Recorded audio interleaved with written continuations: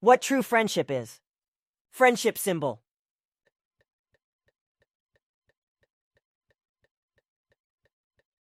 Good, then the following.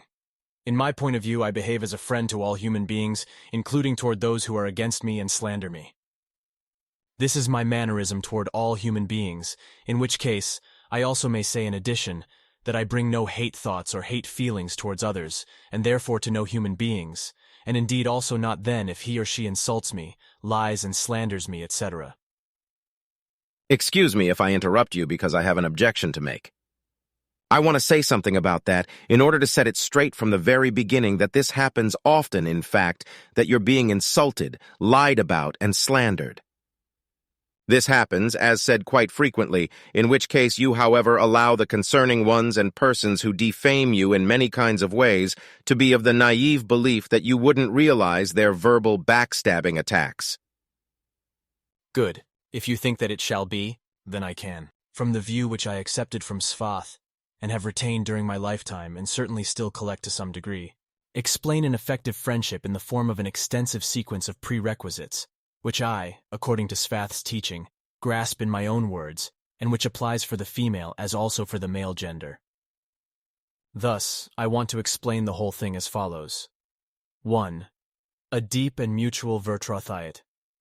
As a result of knowing someone well, information can be entrusted to them in confidence, and they can trust them, must be present as a prerequisite for a true friendship.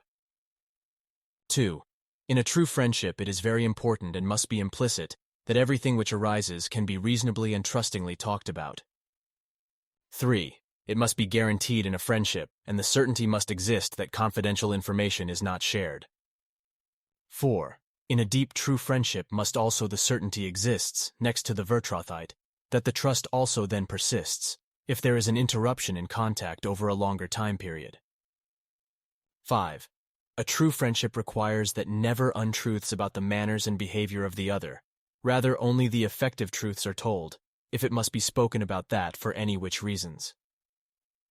That means that if it is required, both negative and bad as well as good and positive must be named in correct frames, without adding something to or without taking something away. 6.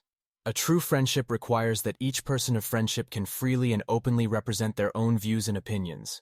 And indeed also then, if differences of opinions exist and full-throated verbal disputes result, which however may be absolutely correctly subject-related, and may in every case be provoking, hard-hitting, and merciless for representing the subject, however it may not be insulting, reviling, and thus also not unrightly polemicizing.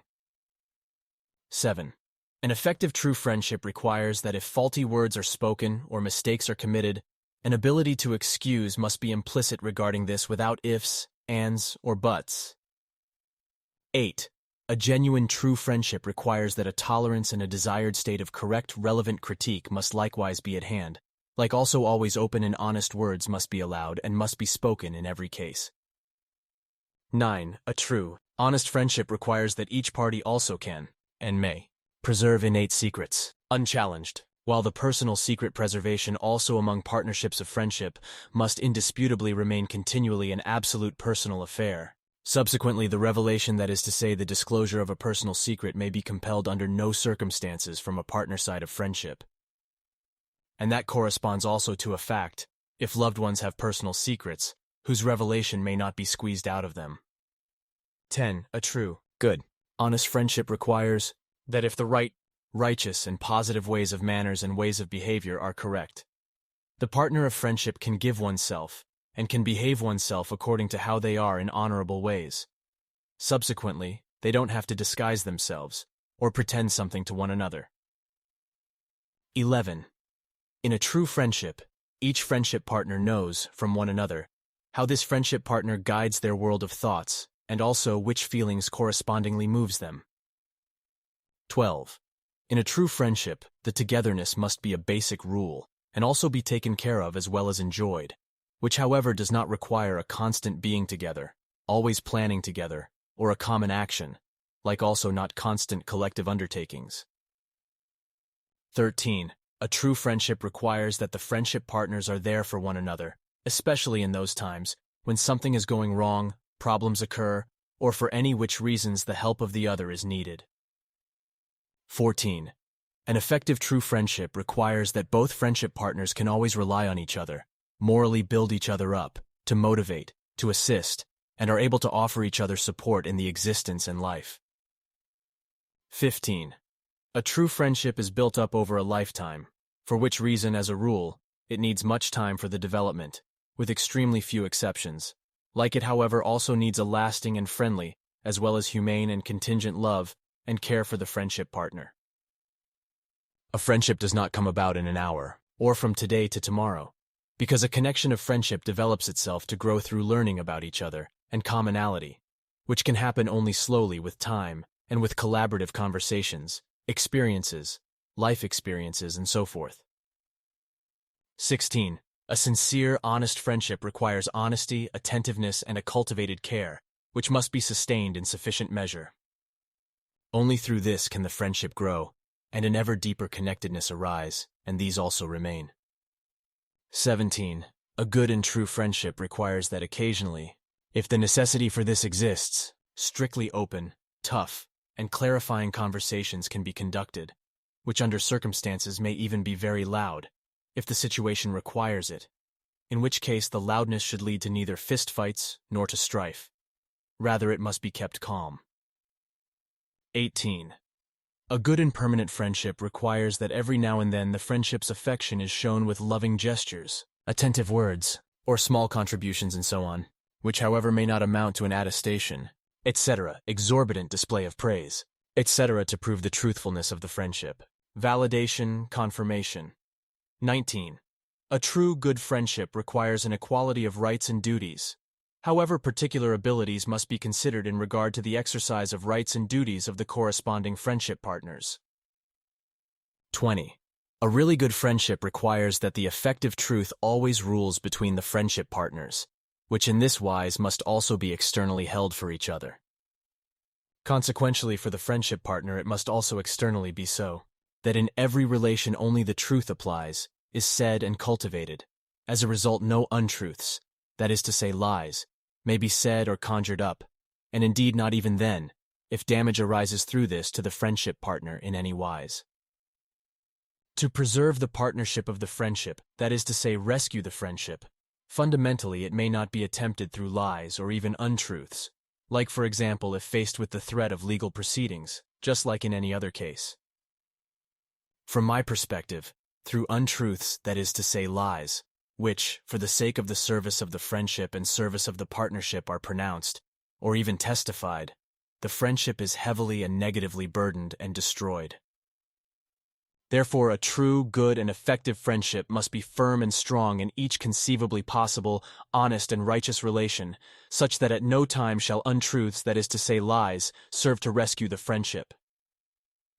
Truth is, and how I see it, namely in this regard, that no real friendship can exist if one has to lie amongst one another, or for one another in one such friendship. 21. A true friendship must be such that an empathy and an ability to deeply feel for one another mutually exist. 22. An effective true friendship requires a sincere, honest love, that is to say, friendship love, as also requires correspondingly good, positive, and substantial thoughts and feelings, as well as mutually reasonable decisions and non-abstract, non-intellectual, and non-exaggerated decisions. 23. A genuine and good friendship requires positive, preventive, and valueful conflict management as a prerequisite, through which quarrel in the friendship is settled before it breaks out. Subsequently, so to say, a guided mediations process must be mutually sought after and implemented from the friendship partners. This process done in the wise, that both-sided autonomous consensus finding, that is to say a joint and accepted and a pertinent approval and agreement takes place. 24. A real friendship requires an unavoidable dynamic, as also a good flexibility in regard to transpiring changes of the human being, because these changes are due to evolution and due to the unpreventable aging process, and result inevitably. 25. A good, positive, and valueful friendship requires that no friendship partner ever enters into compromises, because fundamentally, only clear agreements, determinations, and decisions should exist and be implemented. Compromises always and in every case mean that the one friendship partner gives in to the other, but also the one friendship partner takes advantage over the other in any particular matter, however from whom extra rights would have had to be granted for the other. A compromise therefore means that a human being has to be accommodated for the one friendship partner, and a compulsion agreement must be made with them. 26. A genuine, true friendship is, in regard to friendship, only then valueful and benefit-bringing, when a face-to-face contact can be fostered, which nowadays is also possible through the electronic technology, that is to say, screens, that is to say, monitors, and Skype, when people go out of town or the country, or live in other countries. 27. A true friendship is based on an absolute free willingness, thus never in the same manner as with a family, in which the persons are born into it, and it then is arranged based on compulsion. 28. An effective true friendship requires a good and positive readiness to bear together all the changes which come up in the friendship, if these are not of an asocial, criminal, felonious, otherwise against the law, destructive to life, or of life-threatening nature. 29. A good real friendship requires that, for example, a certain humor of every kind is tolerated, as long as it has the condition of decency. 30. A friendship within an honest framework requires that friendship partners build each other up in every conceivably necessary and important way, and make each other strong, but also maintain their equal rights. 31. A true friendship requires that at any time, everything can be discussed with one another and amongst one another in complete openness, except strictly personal secrets, which must continually remain private, except when a personal requirement exists, where one must speak about the personal secrets. 32. A righteous friendship requires an absolute loyalty, a constancy in regard to endurance, reliability, straightforwardness, steadfastness, immutability, sense of duty, confidentiality, and fidelity. These values are the foundation pillars for a true and lifelong sustained friendship. 33. A friendship requires that mutually on all sides, when profound differences of opinion and problems arise, which could nearly *ausarten into quarrel, the readiness exists for that, and this is also exercised to reasonably process everything thoughtfully and feeling-based, and to find and develop a mutual consensus. Asterisk. Very badly got out of control of the good human nature. 34. A true friendship is to be understood in the definition that it is founded in an intrinsic congruence/agreement/in line with each other with regard to a harmonious community of persons, in which everyone involved in the friendship, for the friendship's sake, is respected, honored, appreciated, and is being valued, whereby everything must be based on honesty, companionship, fidelity, trust, and affection. 35. A true friendship requires an adequate, genuine commitment in reference to mutual interests. 36. An effective, good, real friendship requires mutual thoughts of responsibility and feelings of responsibility, which must be perceived and implemented in reality. 37. A true friendship requires the open pointing out in regard to the own person that something is of importance concerning the other friendship partner. Consequently, he or she is respected and appreciated, which of course must be the case from both sides. 38. An open, good friendship requires the necessity that expenditures, hardships, deprivations, inadequacies, and renunciations, etc. must be accepted, which, however, may not be observed and considered as sacrifices, but as pertinent special characteristics or necessities. 39. A true, actual friendship requires a willingness to invest financial means for honest purposes, when these are justified and also helpful, whereby this is only of the right, when damage is not caused by negligent, asocial, criminal, delinquent, or malicious self-inflicted indebtedness of a friendship partner. However, if financial means are used to conceal a criminal offense, and thereby a statutory punishment shall be avoided, then that would be of the unright, and would forever destroy the trusting relationship of friendship, because the memory of it could never be dissolved. 40. A true friendship requires that within this friendship, false claims may never be raised, false statements may never be made, or false testimonies may never be laid out, neither for or against the one or the other friendship partner, as for example in disputes external to the friendship, enmities, hostilities, external discord, external squabbles, external conflicts, confrontations, and controversies, in external frictions and quarrels, external feuds, as well as in court cases, criminal trials, and litigations. 41. A human being can only then have a genuine and deep friendship with one or several other human beings when he or she actually is an effective friend to oneself and to a relevant fellow human being. 42. A true friendship requires a friendship altruism, that is to say, a friendship-oriented non-self-servingness, without egoism, with a deep feeling for others, friendship's readiness to help, forbearance, unselfishness, and tolerance, etc., in regard to a friendship, which are great values of the fertile soil for a friendship. 43.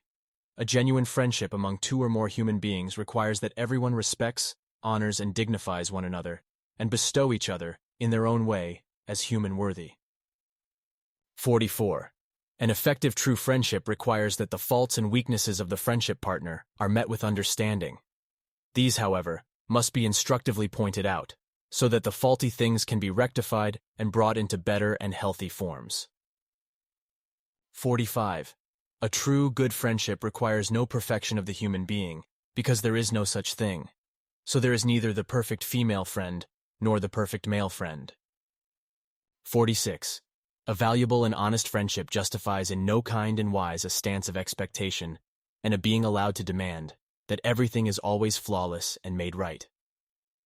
47. A good, healthy friendship requires that all good qualities of the friendship partner in right measure are acknowledged and cherished, in which case mistakes must be taken into account and must be handled leniently, because on the one hand the human being fundamentally can only learn through this, by them first committing these mistakes and then remedying them, and on the other hand, the whole life is to be directed toward learning, which thus unavoidably requires making mistakes. 48. A good friendship requires common interests and a regular communication in regard to personal views, which are to be respected, however, if necessary, to be discussed and rectified. 49. A true friendship sometimes requires that the one or the other friendship partner needs advice giving, or that one or the other friendship partner must even be corrected, which, however, is not supposed to be a problem in a good and real friendship. Indeed, it is not always easy to give advice when it is not being sought after, but in a genuine friendship, the courage must exist, also unsolicited, and out of your own free will to grant a good counseling.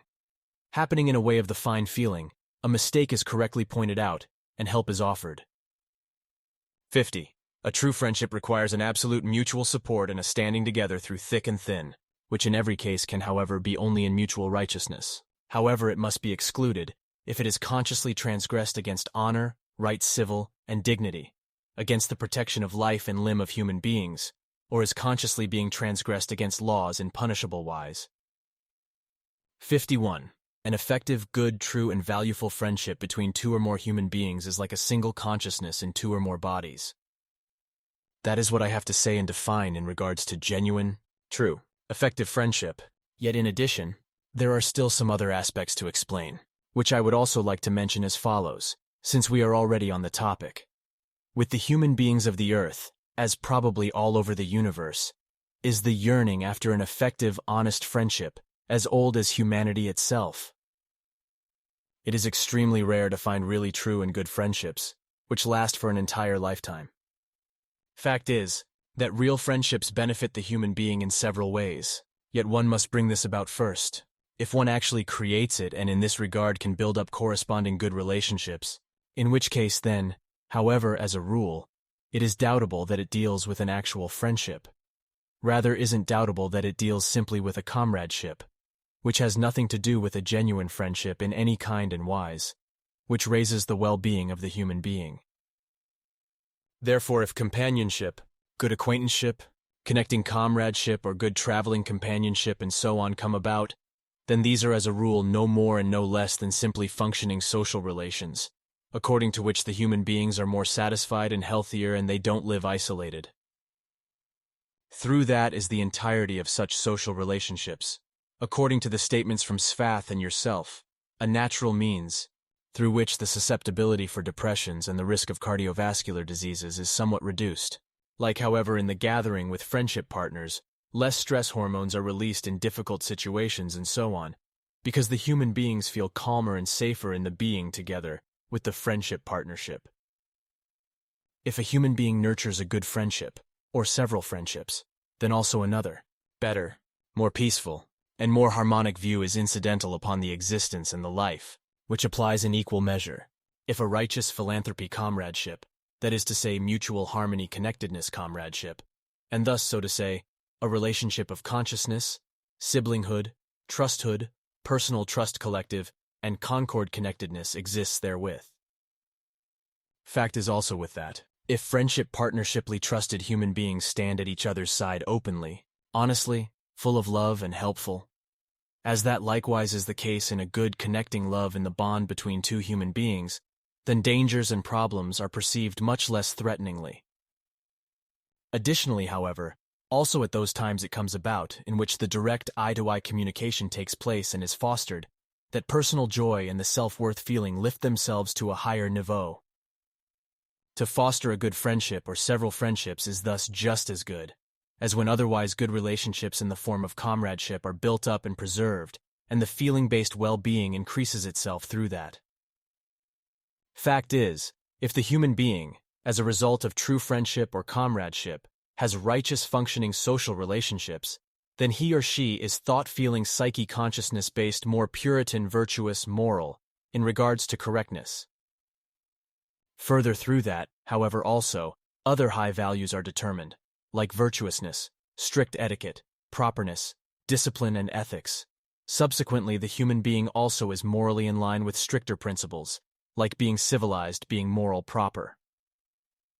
Also the basic decency, the well-being, the integrity, the unwrittenness, the state of being unwritten, and mobility, and the satisfaction and health are more pronounced than in those human beings who live isolated as a result of missing friendship, social relationship, or lacking philanthropy comradeship, that is to say mutual harmony connectedness, comradeship. Fundamentally, with human beings, it is not about having as many friendships as possible. As a result, therefore, the quantity is absolutely meaningless, because effectively with friendships, social relationships, and philanthropy comradeship, such as mutual harmony connectedness, comradeship, it is about the quality. Therefore, it is absolutely not important to have as many as possible number of female and male friends, like that is the case on Facebook, where such hundreds and thousands of human beings are displayed as friends for any random person that uses Facebook, without truly knowing them at all. These truly are no friendships. True, genuine, real, and good friendships as well as philanthropy comradeships, that is to say, mutual harmony connectedness comradeships, and other righteous social relations and connections are a great enrichment in the life, and contribute an immensely tremendous piece to the quality of life, and therewith also contribute to remaining agile and vital in the old age. The friendship partners in a true friendship are, as good as can be, always there for one another, if they are needed, and they are always helped where they can be helped, except however under circumstances, which are relevant to punishable offenses, and relate to things of no honor and no worth, and injustices, etc., or are perpetrated, are absolutely excluded.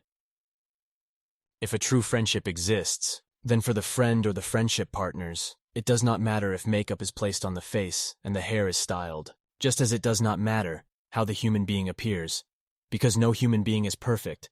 As a result, also idiosyncrasies are to be overlooked, which a friendship partner inherently has. Fundamentally, it is, however, also important in these relations to first make oneself aware of what a true friendship personally means. Like also it must be questioned in regard to the own person, whether they themselves are a good friendship partner. Sadly, in the life, many human beings allow themselves to be found who are deemed suitable for friendships, in particular also through published advertisements in magazines, newspapers, internet blogs, and Facebook. Yet sadly, it only becomes recognized in all greatest hardship, or through great financial damages, whether they are justified to the concept friendship. Many of the asocial relationships coming about through such media or through occasions or private meetings under the dirty disguise and misused concept friendship are truly not requests of friendship, rather solely and alone just criminal machinations. Lonely, clueless, naive, and even dumb friendship seekers are betrayed in this wise.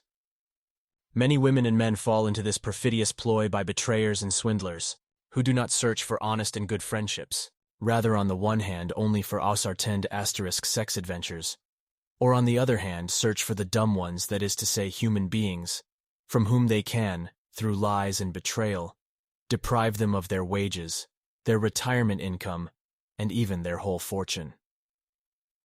Asterisk getting very badly out of the control of the good human nature adjective version. The damaged ones turn therewith into thoughtless and even delusion-possessed victims of the betrayers and swindlers, and inconsiderately believe these people, their lies, and allow themselves, as a rule, to not be dissuaded from their delusion, even though they suffer financial, psychical, and consciousness-based damage. Only rarely does it succeed, to make it clearly understandable to such delusion-succumbed human beings, that with these friendships, it deals only with lies and betrayal. As a result, only few begin to ponder about that and turn themselves away from the so-called friendshiply criminal hustling ones, betrayers, and liars, and allow them to be criminally pursued by the police. And the facet for these human beings, as a rule women, who allow themselves to be financially preyed on and exploited as a result of false friendship through criminals, is that they lose their fortune and accumulate mass debt in order to deliver the criminal hustling ones continuously with money, and at last under circumstances become welfare needy. These human beings must learn to go through the life unscathed, only to trust themselves and to trust the own intellect as well as the own rationality, and to always help themselves in every case. However, for this it is necessary that on the one side a clear intellect and clear rationality must be worked out and must be used, so that the necessary self-trust can be built up and can be used. The trust of others, who only call themselves friends male and female, it's as valuable as a burned-out wick of a candle. True, honest, effective, and good friendship must be worked out over a long period of time, because it can never be simply gifted in blind trust or emerge through blind hope. A true friendship does not consist of a blind trust, because one such trust must first be worked out, as the friendship itself.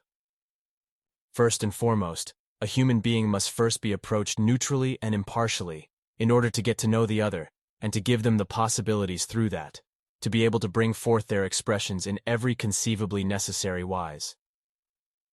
Only through that offers itself the opportunity that everything necessary is experienced, which can serve thereto, that a friendship develops itself out of this. Fact is that each person defines a friendship differently. However, he or she does not mean an actual friendship that is good and proper, as I have explained in the 51 points, according to the teaching by Sfath, which follows that generally under friendship, only crumbling out-of-tune social relationships and acquaintanceships are meant and come about. Hence is also not understood, as I have already addressed it, that a real friendship must function as a bond, that is to say a good marriage, in which good as well as bad days appear, which must be managed together as a unit, and indeed no matter what happens. That, however, functions in very many so-called friendships likewise as little, just like it does not in very many bonds, that is to say marriages, because they are not as such in truth, but instead exist in fantasy realms of the consciousness and thoughts, and that this corresponds to the effective truth. All those human beings don't want to accept that, who lead false and constantly contentious as well as unsatisfactory friendships and bonds, that is to say marriages, which follows that the truth does not taste good to them, which is told to them in this regard, just for the reason, because they don't know to appreciate the knowledge that is given to them in this regard. Only very few true, deep, honest, actual, and effective friendships exist among the humanity of Earth, if the unreal and illusionary depictions in the movies are disregarded, which convey a completely false image of friendship. In the reality, the bulk of the Earth humanity does not care anymore about profound friendships, but rather only about the electronic imbecility, which it has made into friendship, and thereby completely neglects the social relations with the fellow human beings. Only superficial apparent relationships are sought and accepted, in which case even simple comradeships are out of style. Properly seen, friendships are actually only formulas, which are only existing on paper, old and value-useless formulas, which are nowadays only used in order to somehow still justify some contact with another human being. This, however, is for the majority of today's human beings of Earth still the only thing which they want to have, but for the one who would like more than that, as for example, who would like a good comradeship, a social relationship, or even a friendship, gets to hear all kinds of depreciative and malicious things, in which case also the lacking time as a result of the addiction to much pleasure is quoted as the ultimate attainment, which follows that today no room is given to real friendships. On the other side, there are also many human beings who would like to have contact and social relationships as well as comradeships, etc. with other human beings. Yet the hustle in the daily routine and the sickly dumb attitude of the bulk of the earth humanity to only keep oneself busy, monotonously, self-pleasingly and selfishly, according to the own wrong and confused imaginations of life, it does not allow to still make use of rationality and intellect. So it happens that many human beings are quite lonesome in a different wise and can no longer make conversation with any fellow human being. Seldom, if ever, does a lonesome human being find anyone with whom they can communicate rationally, although they longingly strive for finding any human being whom can still empathetically be spoken with. For someone who seeks in vain for a good, righteous social acquaintanceship, relationship, and connection, and who would like to talk to a fellow human being, this is a real torment. That's everything that still had to be said. Translated by Ken and Solon of Figu, Carolina Figu, Ohio Interest Group for Mission Knowledge. Derek of Figu Metro, New York, New Jersey.